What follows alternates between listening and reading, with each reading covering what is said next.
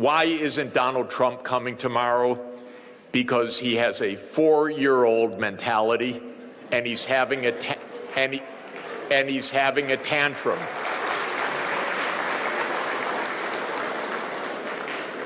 So the geography is that at Pennsylvania Avenue, which is where the White House is, now there's a West Wing and no East Wing because he knocked it down a couple weeks ago, this idiot. Excuse me. Sorry, it's true. I'm just being technical. As you know, 2 years ago, the G20 expanded by welcoming the African Union to full membership, an absolutely wonderful occasion which brought the 1.4 billion people of Africa into proper representation in this group. And I had been waiting and urging that we, of course, rename the group as the G21. And it should be, except we have had a favor. Donald Trump is staying home.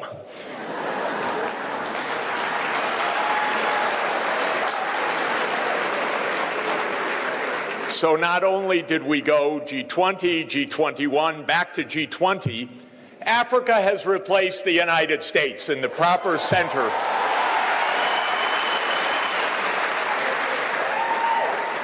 And it's going to be a wonderful meeting without Mr. Trump tomorrow, believe me. I know because I've been hearing from my colleagues who have been at COP30 in Brazil, another meeting that the United States skipped, how absolutely pleasant the meeting was. So I'm very much looking forward to the events in the next 2 days. And I am sure that they will bring true luster to this country and to this continent. That's what we call geopolitics. Nothing less than the world rebalancing. Why isn't Donald Trump coming tomorrow? Because he has a 4-year-old mentality, and he's having a tantrum. He's having a tantrum.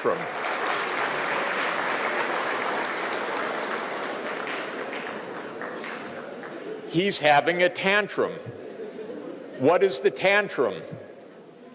That the rest of the world says, we don't want a king. As President Lula said, we don't need an emperor. He would come here as just one of 20 leaders, or 21. He doesn't want that. He's having a tantrum.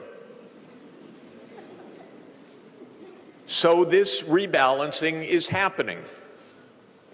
He's having a particular tantrum, by the way, because the United States is in a deeply neurotic funk. You know what the cause of that neurosis is? China. A wonderful, brilliant civilization, 4,000 years old plus. It's been a unified state with brilliant statecraft for more than 2,000 years. Unlike Europe, in which every country of Europe fought every other country of Europe every year for 1,000 years. Most of the time, China was peaceful, united. It fragmented temporarily at some points, but it was mainly a unified country that actually, strangely enough, didn't beat up its neighbors also. So China, for 1,000 years, never attacked Japan, for example. Can you imagine? Britain couldn't keep its hands off any place for more than a year or two at a time. It had to go beat up somebody. And the United States doesn't even take a year off. I don't know the truth yet. It could be an accident, but I don't think so.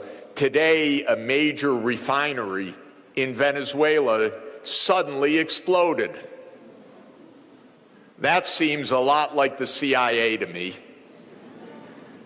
I don't guarantee it. We don't have any more news.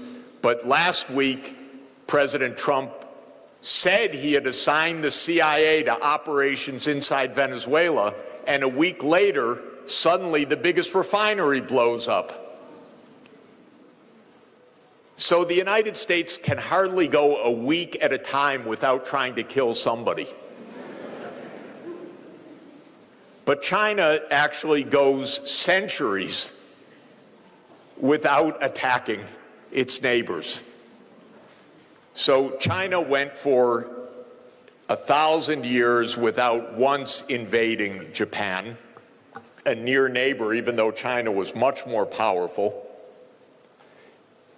Incidentally, from 2 times, there was an attempt to invade Japan from the Chinese mainland, but that was when China had been conquered by the Mongols. So 800 years ago, roughly, they tried twice. The Mongols tried to invade Japan, and they were defeated both times. But the Chinese never tried. The Japanese actually, sadly, invaded China many times, but never the other way around. And the Chinese never invaded Korea. And the Chinese did invade Vietnam once, but that was 615 years ago. And then they had a skirmish for 1 month in 1979. Other than that, that's the so-called enemy of the United States. So that's why I call it a neurosis. China's the least threat possible. Doesn't threaten anybody.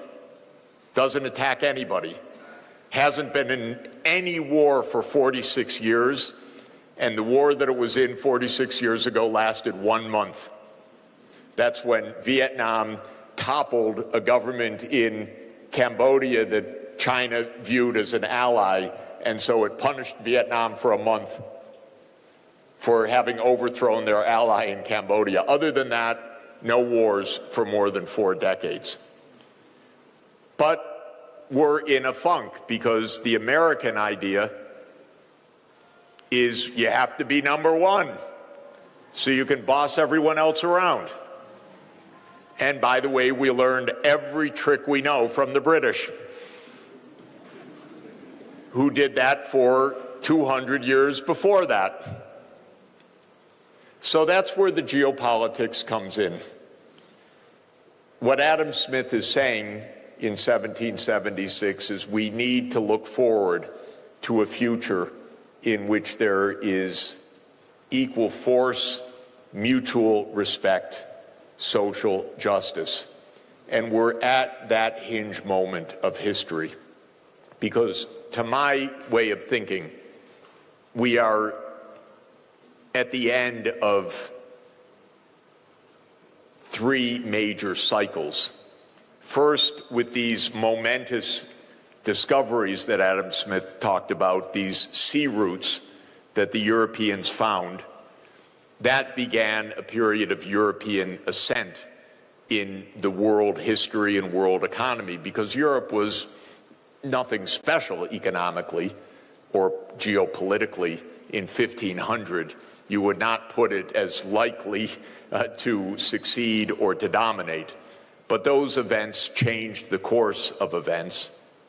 Then in 1750 and really in 1776, oddly enough, the same year that Adam Smith wrote The Wealth of Nations, a very skilled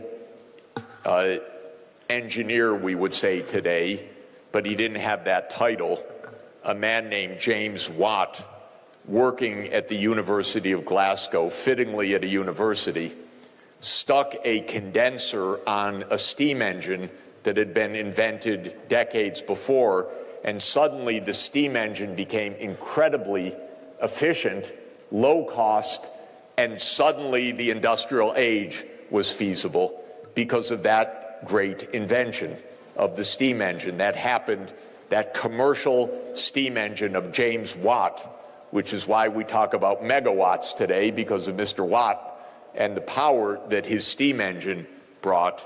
That came in 1776, and Britain was the first country to industrialize, And it really did beat up the rest of the world after that, because the industrialization, the power that came with that, the industrial military led to a worldwide imperialism that dominated the 19th and the first part of the 20th century. And at its apogee, the British Empire had 1/4 of all the people in the world under British imperial domination. Of course, India was a big part of that 25% of humanity.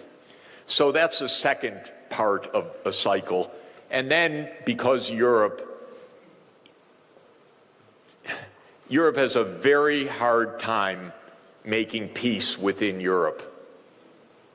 It's really a sickness, actually, I'm sorry to say. We love Europe. My wife's born in Europe, my family comes from Europe, but they fight each other so much. Not my wife and me, but every two countries bear a grudge. Yesterday, I was texting with a friend of mine who wrote to me because he was giving a lecture in Poland, in Warsaw. And I said, yes, it's so sad, the hatred of Russia in Poland. And he said, oh, but remember what Russia did. And he said, you have to remember, in 1792, that's what he wrote. And I wrote, get over it. You don't have to fight every time because in 1792, you fought because the Russians would say, yeah, 1792, but in 1610, you invaded us. And that's true, by the way. Poland started it.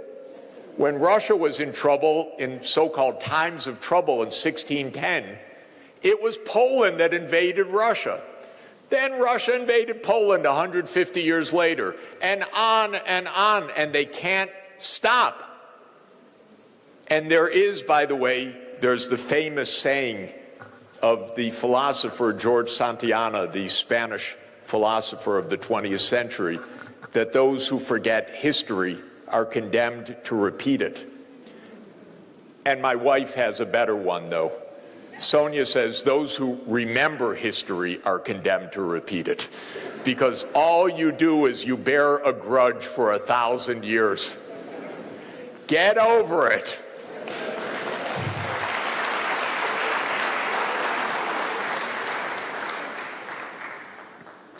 So I think that so I was going to say Europe destroyed itself in 2 civil wars, which we call World War I and World War II. And by the end of the Second World War, Europe was so broken that decolonization came. Not, by the way, because it was inevitable had there not been the wars, but Britain was bankrupt at the end of 1945 after 2 world wars.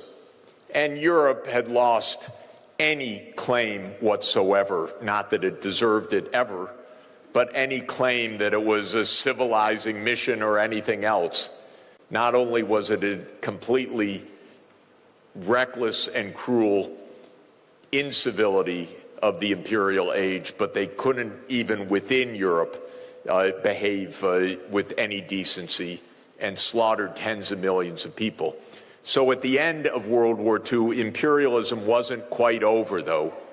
Europe lost its colonies step by step. Sometimes there were wars of decolonization in Africa. Sometimes it went more quickly and somewhat peacefully. It all depended. But there was one more empire that was going to stand, and that was the United States empire, because the U.S. became a world empire, and not only a world empire in 1945, and again, having learned the tricks of the trade from Britain, it was a world empire that aspired to dominate the world. And the policy of the United States was there should be no rival. So this was not quite possible because one major power, the Soviet Union itself, did not want to be dominated by the United States. And rather than making peace between the U.S. and the Soviet Union, which were allies in World War II, remember that, they were allies. The U.S. and Britain said, we're enemies of our ally, the one that had actually broken the back of Hitler's army, because the Soviet people lost 27 million in World War II. They bore the brunt of World War II. They defeated Hitler, but the U.S. and Britain did not know how to make peace. They said the Soviet Union's the new enemy, and a Cold War emerged. And I put a lot of the responsibility on the U.S. side for this, because what Russia or the Soviet Union wanted was for Germany to be demilitarized and neutral. And the United States said, no, Germany will be remilitarized and part of our new military alliance, NATO. And the Soviet Union said, now you're a threat to us again. And that led to decades of Cold War. So we lost what could have been the peace. But the United States saw the Soviet Union as, of course, the enemy. The Soviet economic system was not so great, and the U.S. was out to break it in any event through controls on technology and isolation, containment it was called.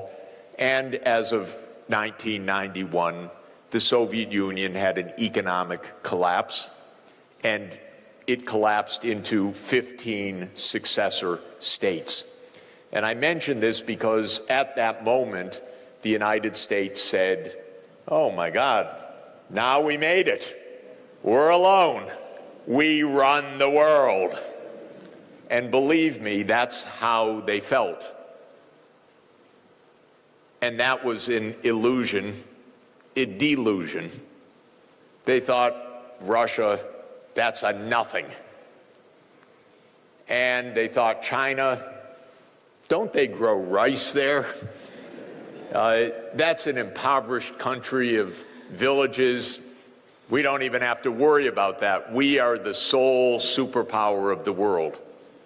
Well, that's not how economics works, actually, because Adam Smith's insight is completely right, which is that if you are fortunate to have open trade, peace, and good economic policies, you get a lot of catching up by the transmission of knowledge, technology, and the opportunities for rapid advance. So while the United States wasn't watching, and I know they weren't watching because they're not very clever there in Washington, I have to tell you, and they don't understand much of economics at all. They weren't paying attention, but China was growing at 10% per year, thank you.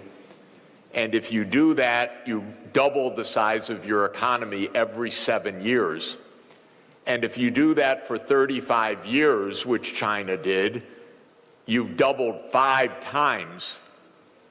And doubling 5 times means you've grown 32 times. And if you continue beyond that, China has increased the size of its economy 40 times since 1980. 40 times. It's now a bigger economy than the United States. It's a much bigger industrial power. It is technologically more advanced than the United States in most sectors, not all, but in most sectors right now.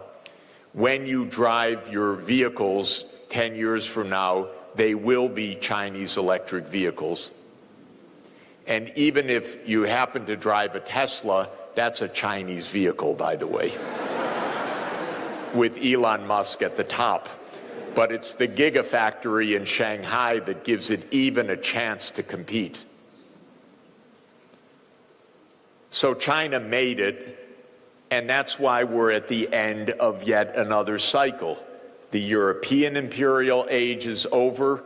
The British imperial age ended in 1945, and the U.S. imperial age is ending right now.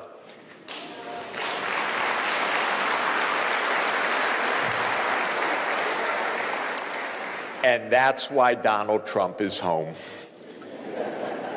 Because he doesn't want to be one of several. That's all. The delusion is still in Washington, by the way. It's not over. It's still a powerful country. It's still a dangerous country. It's got too big a military. It still has its hands on the valves of the international payment system to a large extent. It can turn on and off the spigot for countries that are vulnerable. Remember, the IMF and the World Bank are U.S. institutions, even though they are multilateral institutions. They were founded for not bad purposes, by the way, but they are American-dominated institutions, and that gives continuing power. And I always emphasize geography in thinking about economics.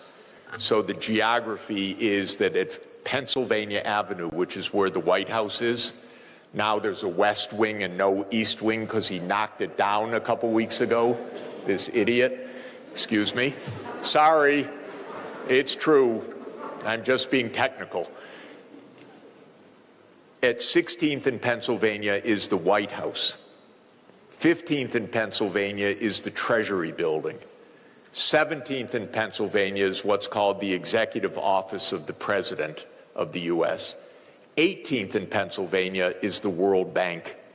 And 19th in Pennsylvania is the International Monetary Fund.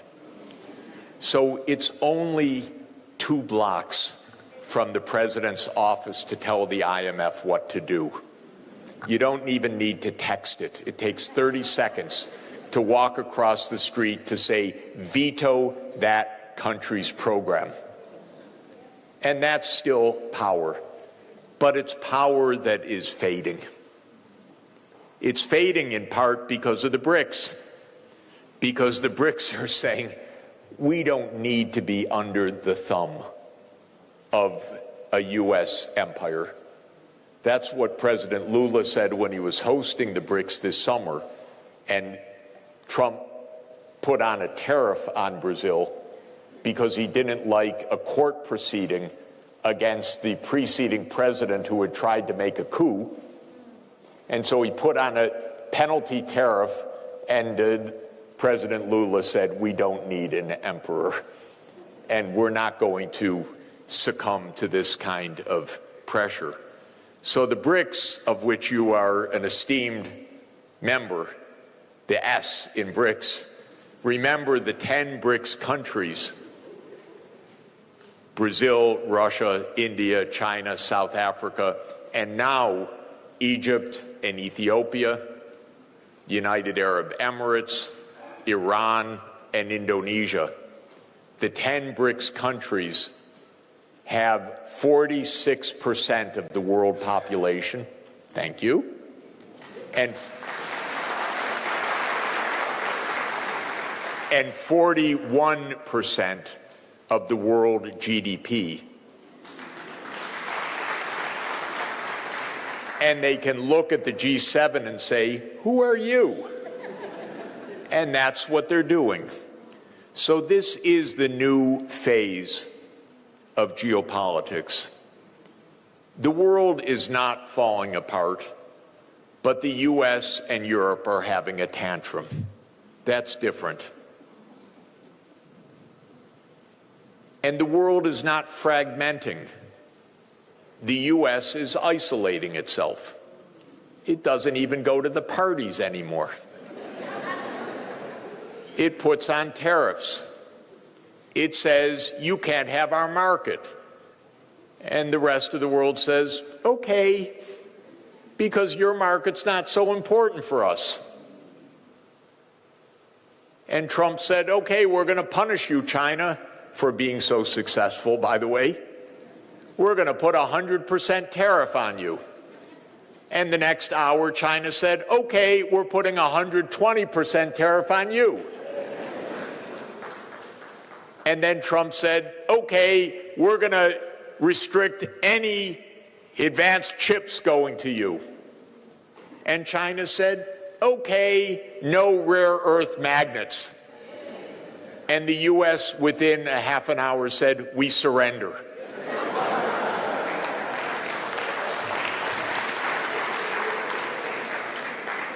By the way, I had no idea there was anything called a rare earth magnet before all of this happened. So I had to ask ChatGPT what it was exactly. It turns out it's absolutely essential for all manufacturing, for automotive, for military, and so on. And China makes them. The US doesn't make them. And so turned out the US learned a bit of a lesson there. Again, yet another reason why Donald Trump is staying home. So this is why we're at such a historic juncture. But the world is really not fragmenting. It's remaining open and it's trading. It's just that one corner of the world is very surly. The part that used to dominate just can't figure out what's going on. And Trump is, of course, trying to flex the military muscles in a disgusting way. The U.S. is still militarily powerful, no doubt about it. The wars in Ukraine and Gaza are imperial wars. The war in Ukraine came because the United States said after the collapse of the Soviet Union, we'll move all our military bases up to the Russian border. And by the way, in 1990, when Germany was reunifying and President Gorbachev was president still of the Soviet Union, the United States promised President Gorbachev, if you, the Soviet Union, agree to the reunification of Germany, which had been divided after World War II and the Cold War, and required the Soviet approval, because that was how World War II ended, by treaty in 1990. The only real treaty that ended World War II was in 1990. They needed the Soviet agreement. And to get the Soviet agreement, the United States said to President Gorbachev, we promise NATO won't move 1 inch eastward. Not 1 inch. And if you want all the documentary record of that, go to a website called National Security Archive of George Washington University, and go to a website that is called What Gorbachev Heard, and you'll find 42 documents or so that say all of what I just said, that the U.S. promised NATO would never enlarge. But as soon as the Soviet Union ended and the United States said, we're all alone in this, then they started exactly what they promised they wouldn't do, which was eastward enlargement of NATO. And that's why there's the war in Ukraine. It's a disgrace. And it is killing the Ukrainians. And it is part of the famous adage of Henry Kissinger, which you may recall, that to be an enemy of the United States is dangerous, but to be a friend is fatal. Ukraine said, we'll be a friend, and now they're dying because of that, because they said, okay, NATO enlarged. The United States said, we have your back, and probably 2 million Ukrainians have been killed or gravely wounded in this completely unnecessary and reckless war. And the United States is doing the same with Israel in Gaza. And let me thank you, South Africa, for standing up for justice.